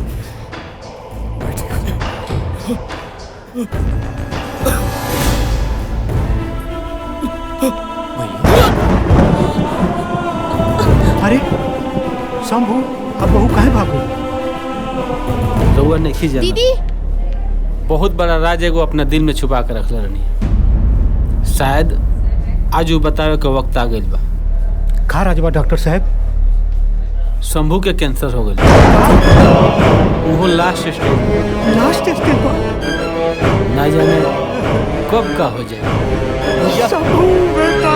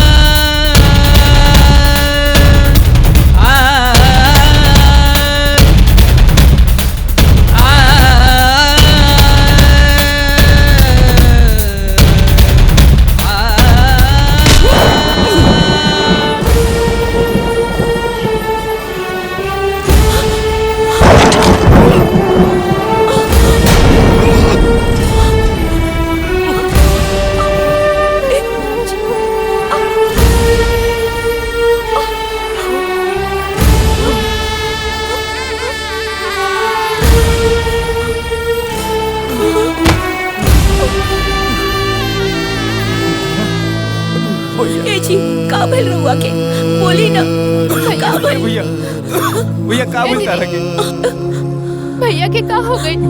का भेल दीदी? इतना बड़ा बीमारी के छुपा के हमरा के गैर बना देला बेटा, गैर बना देला। अरे बेटा तू हमरा से बतौले रहता तई बाप अपने आप के बेच के तहार दवाई कराई बेटा, तहार दवाई कराई। आज हम तरह से कहियो नाराज हुए नहीं हो, लेकिन आज हम तरह से नाराज बानी भैया। आखिर तू हमारे के सपनेला बना ही देला भैया। इतना बड़ बात छुपा के रखला। अगर हम तार संगा भाई रहती तो तू हमरा से ही सब बतेले रहता ना भैया। आखिर तू ऐसा काहे कइला?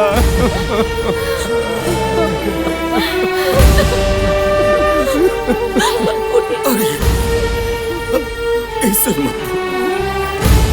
तू और प्यार, बाबूजी का प्यार और पार्वती का प्यार,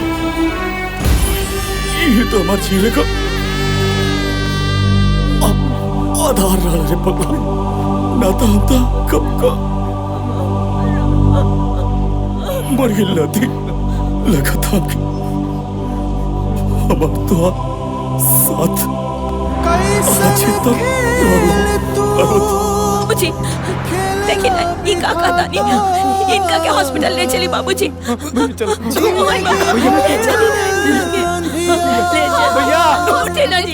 भैया जीवन बाती बूझ गइल, उजड़ गइल संसार।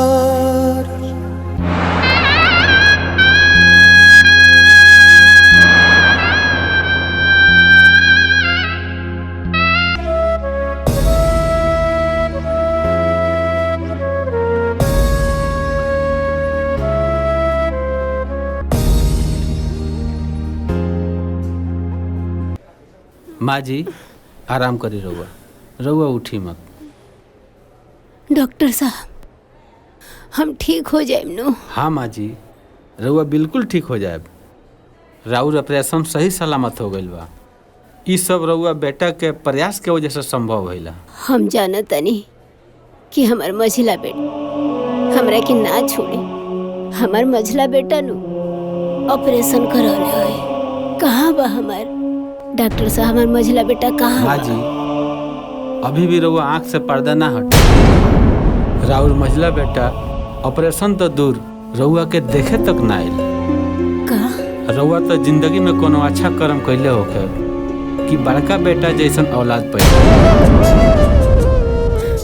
अरे राउर बड़का बेटा राउर जान बचावे खातिर आपन जान दे दा।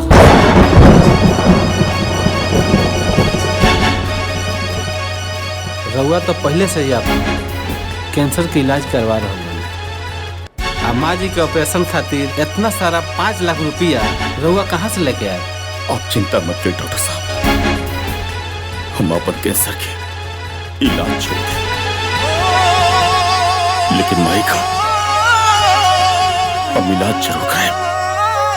कहीं से भी इकट्ठा करे पड़े पैसा हम जरूर कराएं।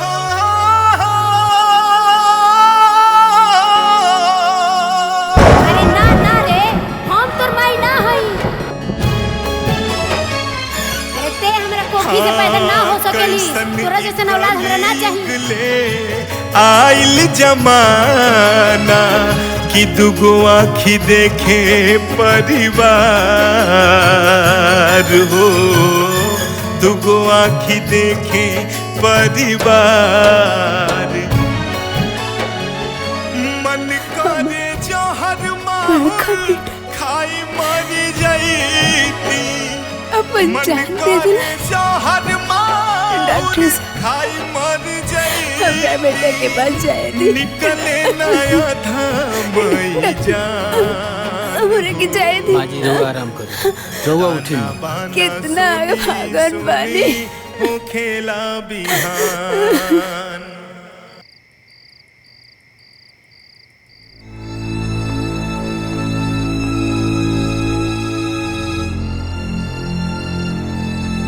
माई रुक जा ये देख,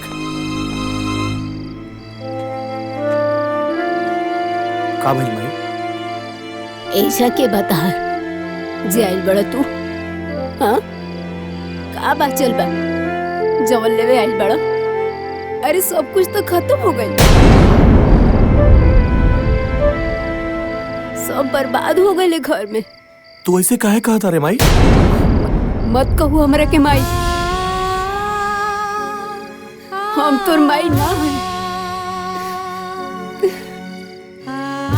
हमरा के माई कहे वाला, हमरा के माई समझे वाला जब समूह नहीं तो तोहनी के कोनो जरूरत नहीं है। हमरा कोनो जरूरत नहीं है। अखिया के लोराबा कबो न केहू पोछल, बुझल खाली हमरा के आन हो, बुझल खाली हमरा के आन। भैया कह देला ना सौतेला वाला बात, पूरा गांव जवार जाना था कि हमने तुम्हारा सौतेला भाई है। माई बाबू कहले कर जवा लगा के बेटी को पुतूना खोली ह जुबान, ताना बाना सुनी सुनी हो खेला बिहान, ताना बाना सुनी। अरे बस भैया बस, हो खेला बिहान। सब कुछ जान के भी अनजान बनता रहा। अरे तेरा मजली भौजी से सामास मिली तो अपने तू घर परिवार के बारे में जन लो। अरे तू तो मेहरी के गुलाम बड़ा गुलाम।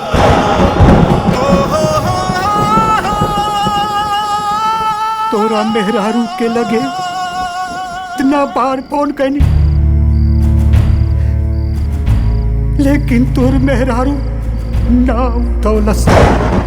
हाँ भैया, हमनी के तरह से बहुत बात करके कोशिश करी, बहुत फोन लगौनी, मगर ये मजली भौजी तरह से बातें ना करे दी। हमरा के सब समझ में आ गए। अरे हम तो वो अभागा बानी कि जे अपने भाई के प्यार भी ना समझ पाईनी। ए जी केहू भी पत्नी बस इहे चाहेली कि ओकर पति के कुछ पैसा बचे। अरे तोरा के पैसा चाहिए ना रे, ये ले पैसा।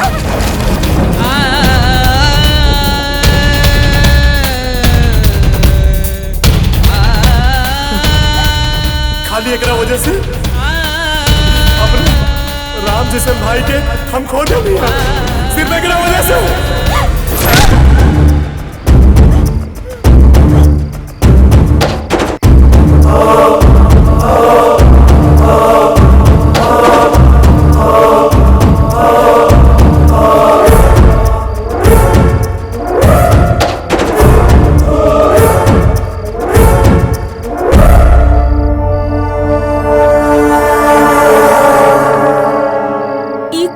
तानी बबुआ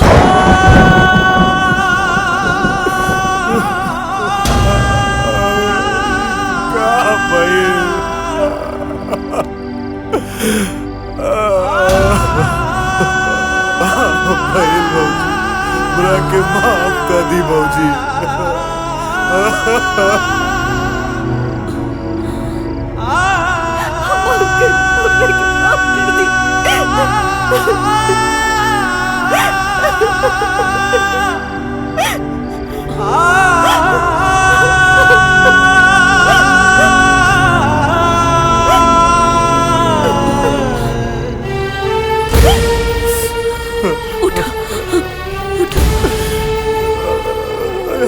से कहो दीदी, हमारे एक छोटी गलती की वजह से एक पूरा परिवार में कर गई, माफ कर दे दीदी।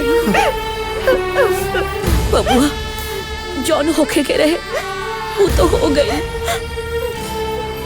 देखिए ना माँ जी के का हाल बना के रख ले बानी।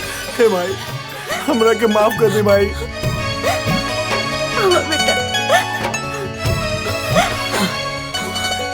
माँ जी माफ कर देना ये लोग के। माँ जी माफ कर दी। हमरा के माफ कर दे रे माई। हम के हैं माफ करे वाला? हम तो भगवान से यही कहब कि हर घर में ऐसा ने बहू आवे।